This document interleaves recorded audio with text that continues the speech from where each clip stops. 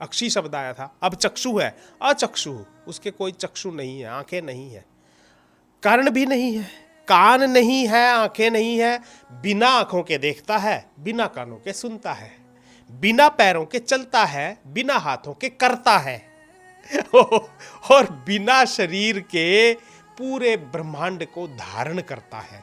उसका जैसे मेरा शरीर होना जरूरी है, मैं किसी चीज को उठाऊंगा तो, परंतु उसका है ही नहीं शरीर।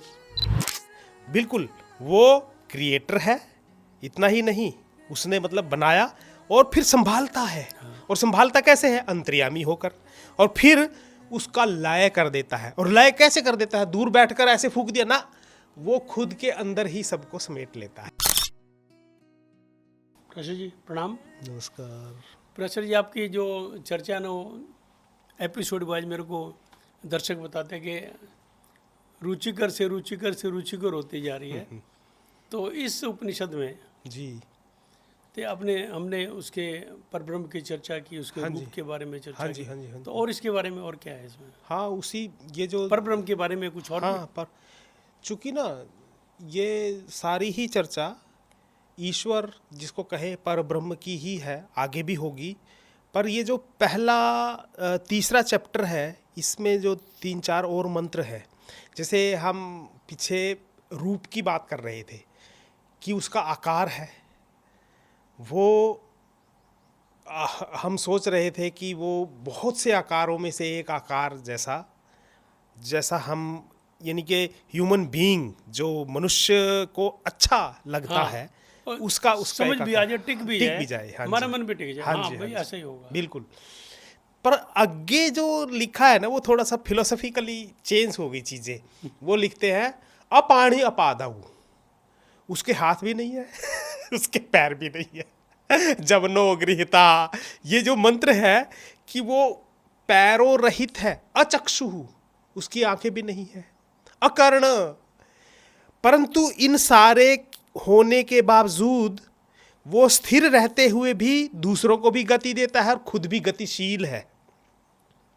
मतलब यदि कोई बच्चा यदि कोई पढ़े, हाँ अब निराकार हो गया वो, उसकी आंखें नहीं है पीछे तो हम कितनी सुंदर आंखें थी, मनुष्य जैसा है, और एक जगह आया सहस्त्र चक्षु, अक्षी शब्द आया था, अब चक्षु है, अचक्षु, उसके कोई चक्षु नहीं है, आंखें नहीं है, कर्ण भी नहीं है, कान नहीं है, आंखें नहीं है, बिना आंखों के देखता है, बिना कानों के सुनता है, बिना पैरों के चलता है, बिना हाथों के करता है और बिना शरीर के पूरे ब्रह्मांड को धारण करता है। उसका जैसे मेरा शरीर होना जरूरी है, मैं किसी चीज को उठाऊंगा तो, परंतु उसका है ही नहीं शरीर। इतना सब कुछ जो पहले मंत्रों में अधिक चीजें थी, एक आंख, 2 आंखें नहीं, हजारों आंखें, अब कुछ भी नहीं है, फिर भी सब कुछ कर रहा है। ये जो फिलोसफिकल, मतलब ऐसा लगता है कि एक खासकर तत्वज्ञानी के लिए कि उन कविताओं के स्टैंजा में पहले कुछ और था, अब इस तरीके से सौंदर्य भर दिया है, पर वो जो अल्टीमेट रियलिटी है वो भले ही रहस्य हो, दूर हो, ढकी हुई हो, पर उसका एक मार्ग है, और वो मार्ग श्वेताश्वेतर उपनिषद में योग की जो बात कही है उससे मिल जाता है। उस तक पहुंचने के लिए वही एकमात्र रास्ता, जिसको कहे कि मनुष्य इस शरीर से, इन चक्षुओं से और इस मन से उसको प्राप्त नहीं कर सकता, पर इनका यूज करके उस दिव्यता तक पहुंच सकता है, उस पात्र को अपना सकता है, वो आत्मा उस पात्र को अपना लेगी जिसमें वो आएगा। तो ये सब बातें हैं।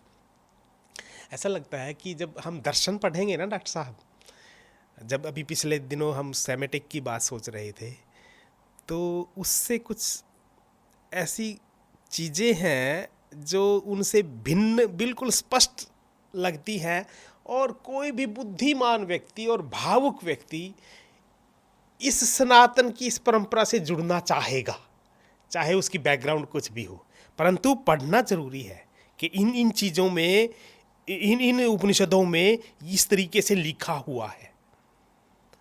इट मीन्स अल्टीमेट रियलिटी को प्राप्त करने के लिए अल्टीमेट कोई रास्ता या लेख होगा जिसको आप्त वचन कहें, तो वो उपनिषद और वेद है। ये बात मुझे जहां तक लगती है। तो फाइनल रिजल्ट ये हो कि जो हम इमेजिन करें, जी, जो मन में हमारे भाव है, हाँ जी, हाँ जी, उसका वही रूप है। हाँ, आप किसी रूप में, बिल्कुल बिल्कुल बिल्कुल, बिंदु के रूप में कर लो, हाँ, हजारों हाथ में कर लो, आदमी जी। जैसा कर लो, जी जी जी, जो आपके मन के भाव हैं उसी तरह का, बस उसके प्रति श्रद्धा हाँ, सबसे बड़ी बात है। वो रखनी चाहिए। जी मन ये माने कि वो है, जी, कोई है बिल्कुल जो इस सृष्टि को कंट्रोल कर रहा है, कंट्रोल कर रहा है। बस इस भाव के साथ।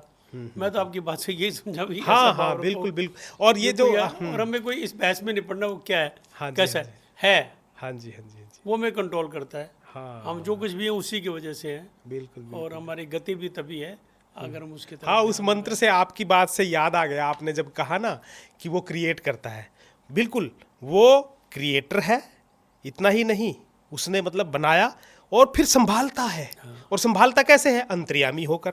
और फिर उसका लय कर देता है। और लय कैसे कर देता है? दूर बैठकर ऐसे फूंक दिया ना, वो खुद के अंदर ही सबको समेट लेता है। GOD, जनरेटर ऑपरेटर डिस्ट्रॉयर, हमारे भी वही कहते हैं। हाँ जी, हाँ जी, ब्रह्मा विष्णु महेश वही ब्रह्मा करते विष्णु हैं। महेश। हाँ तर जी, इतना ज्ञान देने के लिए, इतना रुचिकर तरीके से समझाने के लिए, जो मेरे जैसे मूड आदमी को भी नहीं समझ नहीं आए। नहीं नहीं नहीं नहीं, ये तो आपकी- बातचीत है। आपकी महानता इस को बहाने दर्शाता से है। आपका इनका बहुत बहुत, मैं अपनी तरफ से करता हूँ, दर्शकों की तरफ से आपका बहुत बहुत थैंक यू, धन्यवाद। थैंक यू, धन्यवाद।